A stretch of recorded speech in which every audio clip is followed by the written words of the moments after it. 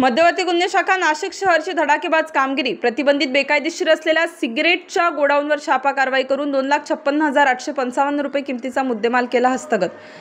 25 September 2025 रोजी मध्यवर्ती गुन्हे शाखा नाशिक शहर यांना मिळालेल्या गोपनीय बातमीनुसार माननीय वरिष्ठांच्या आदेशाने अंबड पोलीस स्टेशन हद्दीतील विघ्नहर ट्रेडर्स, स्वामी विवेकानंद नगर, सिडको, नाशिक या ठिकाणी सिगारेट छापा कारवाई केली।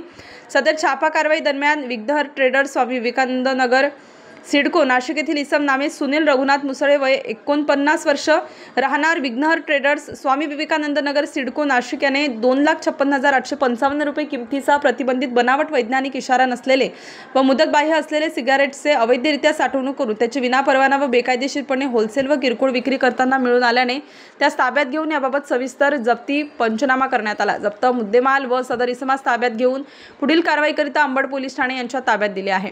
सदरची कामगिरी माननीय सहाय्यक पोलीस आयुक्त संदीप मिटके तसेच माननीय वरिष्ठ पोलीस निरीक्षक डॉक्टर अंचल मुदगल यांच्या मार्गदर्शनाने व सूचनांप्रमाणे सहाय्यक पोलीस निरीक्षक विश्वास चव्हाणके, सहाय्यक पोलीस निरीक्षक प्रवीण माळी, सहाय्यक पोलीस उपनिरीक्षक शेरखान पठाण, सहाय्यक पोलीस उपनिरीक्षक किशोर देसले, पोलीस हवालदार 598 गणेश वाघ, पोलीस हवालदार 436 प्रजित ठाकूर, महिला पोलीस कॉन्स्टेबल 2108 वैशाली घरटे यांनी केली आहे।